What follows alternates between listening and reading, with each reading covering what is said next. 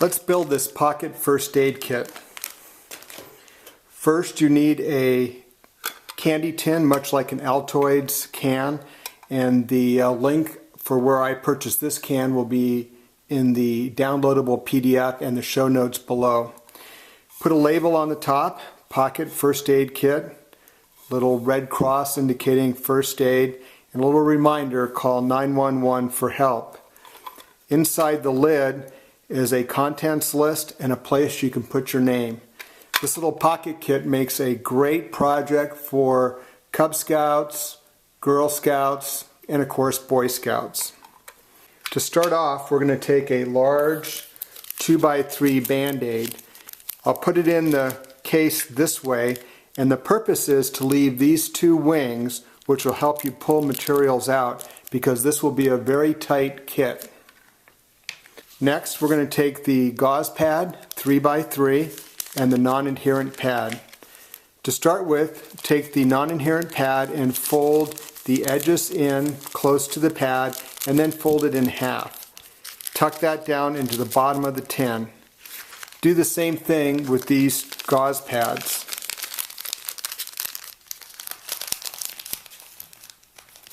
We're going to take a knuckle bandage and a fingertip bandage, and we'll put those in.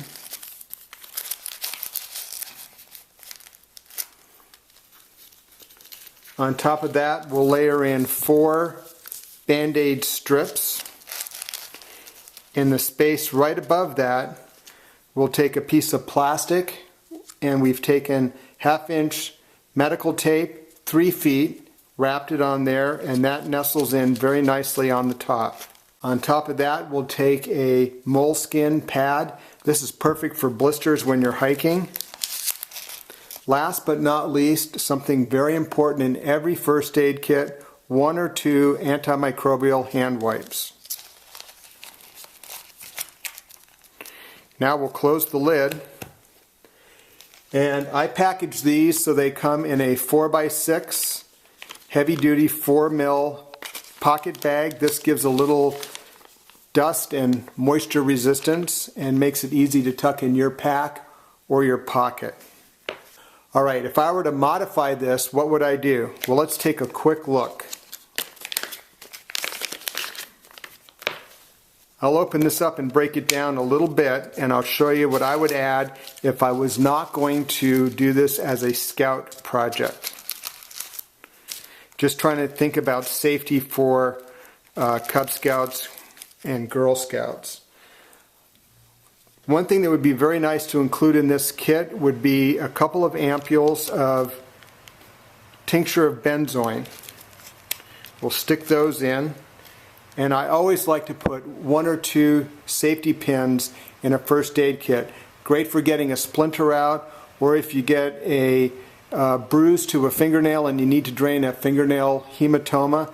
Just a ton of uses for safety pins. We'll tuck those in there. And last but not least, I like to put a little tube of super glue for some minor wounds. Alright, let's pack it back up. And I think you'll see that you've got the room for this if you're careful.